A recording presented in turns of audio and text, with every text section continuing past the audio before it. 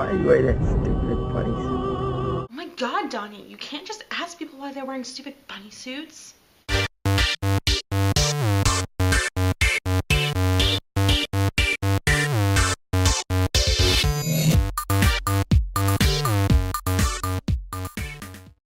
As you probably already guessed, this week we're going to talk about Donnie Darko. If you haven't seen the movie, there might be spoilers throughout the week, so I suggest going and watching it and then coming back and watching us. Some of you may be wondering what makes Donnie Darko a nerdy movie, and the answer to that is that one of the main themes is time travel, and what's nerdier than time travel? Time travel is definitely a very nerdy theme. I mean, just look at Doctor Who. That whole show is based on time travel and space travel. But we're talking about Donnie Darko. I kind of want to talk about the cast because they have just the craziest stars in this movie. The movie came out in 2001, so a lot of people have become more famous since they were in the movie. There's the obvious Jake Gyllenhaal, who is absolutely adorable, and then his sister in real life plays his sister in the movie. The other sibling in the movie was played by Devay Chase, who went on to do things like Lilo and Stitch, and then she was on Big Love for like 5 years. Drew Barrymore plays the teacher back before she went crazy into that weird whale movie that Holly loves so much. Noah Wyle was in it back when he had an acting career.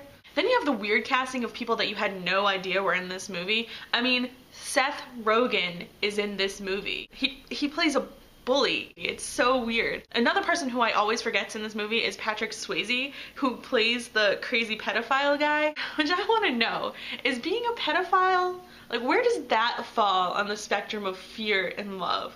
And then at the school assembly that Patrick Swayze runs, the kids who get up to speak are Ashley Tisdale from High School Musical and The Suite Life of Zack and Cody, and Jerry Trainer, who is now known as Spencer on iCarly. Like, he's the older brother. Now, don't pretend you haven't watched iCarly. I know you have. And of course, there's everybody's favorite guy in a red jumpsuit who just stares at them while they're trying to make out.